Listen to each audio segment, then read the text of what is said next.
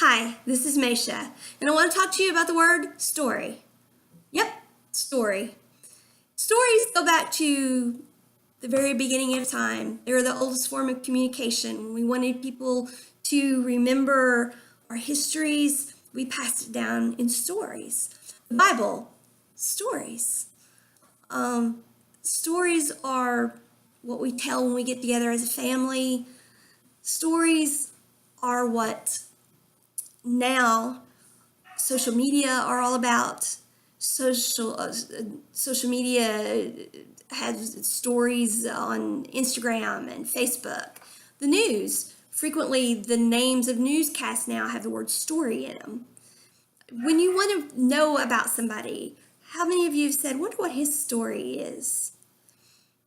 That's how we think of things in terms of what is the truth behind something. What is what motivates something? What is it that we don't see there? People are interested in those things. That's right. That's what they want to know. In the fibromyalgia world, that's what people want to know about us. That's how we can best advocate for fibromyalgia. The best way to get them to understand us is to start telling them about us. That's what they really want to know. They're not interested in all the aches and pains of fibromyalgia, but if you start talking about yourself and your life with fibromyalgia, they'll listen to that. And in the context of that, you can throw in all that other stuff, and then they learn about fibromyalgia. That's what I do. That's what I've done for years now. History is the same way, people. We've been talking about, whenever I've been well enough to be with you all, how we can't get people interested in history. Well, we're talking about it with people interested in history. And then when we're talking to people who aren't interested in history, we're just telling them, but you should be interested in history. They're not going to get interested in history that way. And schools aren't teaching it. We know that. And just saying that doesn't change anything. But think about how you got interested in history. Think about what makes you interested in anything. It's when you see somebody else's passion in something in you, something sparks, something connects. So tell your story. What made you interested in history? Why did you write that book? Why did you fall in love with the Civil War? Are you interested in doing reenactments? Why do you make those clothes from the 1800s? What draws you to do this? What does it bring to your life? When you start talking about history from that standpoint, then you're going to draw people in, and people will start being interested in history. You're going to have people reading your books. You're going to have people sharing your videotapes of you talking about these things and your links to your websites, etc., etc., etc. And that's what the purpose of my new website, Meshea.net, Every Life is a Story, is.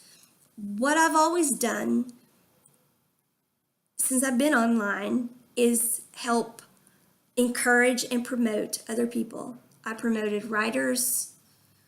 I gave them a safe place to come for critiques and to promote their writing. We had the largest writers group on MSN. And the whole time I was also helping people with fibromyalgia. Then I got involved with just fibromyalgia and left the writers group. My sister kept that going. When I moved here to Vicksburg, I didn't have a non-fibro counterpart to keep the fibro stuff going. So I got interested in, always interested in history, but I got involved with the history community. And I love the history community here and all of you, and want to continue to be involved in as much as I can. But I do live a fibro life, and I can't be as active in the history world as I was because I don't have that level of energy for it. However, I can help you in this way, because what we can do, I can be here at home.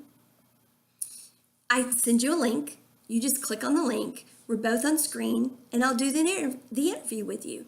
And I'm basically going to ask you, what's your story?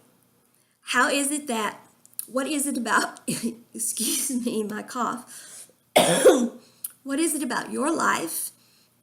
What got you here? What made you interested in history?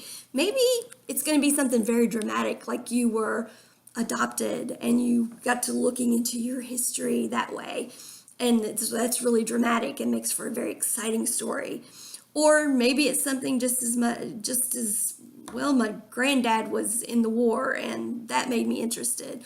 Or maybe it's when I was a little girl, Mama sewed me this bonnet, and I watched Little House on the Prairie, and that made me interested. It doesn't matter what it is, it's your story, and you're going to tell it, and it'll reach somebody. And maybe you think it won't, but it will, and this is why.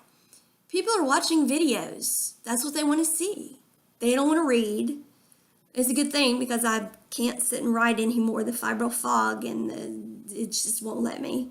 But it's not all about me, I know. But from my standpoint, it doesn't matter that people don't want to read anymore. I can't write anymore, so there we go. It's a perfect fit. But for you who are authors, you need readers. But there are people out there who want to watch videos, and they love this stuff. And so I'm giving you a medium to promote your stuff on through video. And so this is great for you. You can tell your story, and there are a lot of people out there who are going to be watching, and we're going to be reaching them. I have 10,000 people over on Fibro Life. That's right, 10,000 followers over on Fibro Life. And many of them are up late at night, hurting, not feeling well. And if your story is interesting and compelling, yes, I post them over there. They're going to click on it and watch it. And who knows, they just may click on your website and buy your book. Or if they live in your area, they may come to your meeting. Who knows? You may actually make a difference in a fibro person's life. You all may meet and you may learn about fibromyalgia because of them. Who knows? That's the beauty of every life is a story. My point with it is my story does matter. But the next person's story matters, and history matters, but it's not the only thing that matters. Other people's stories matter too. So I want to tell everybody's story, and I want everybody to share everybody else's stories.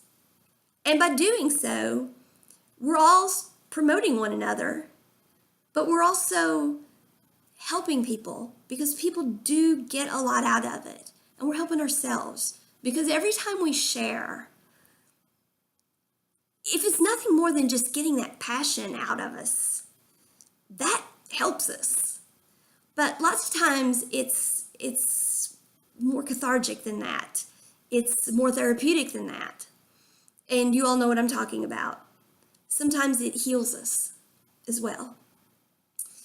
And so every life is a story. Is for the history people as much as it's for the fibro people and the blues people that I'm talking to and the tour guides in Africa that I'm talking to and the sci-fi writers and the real estate agents and the boutique owners.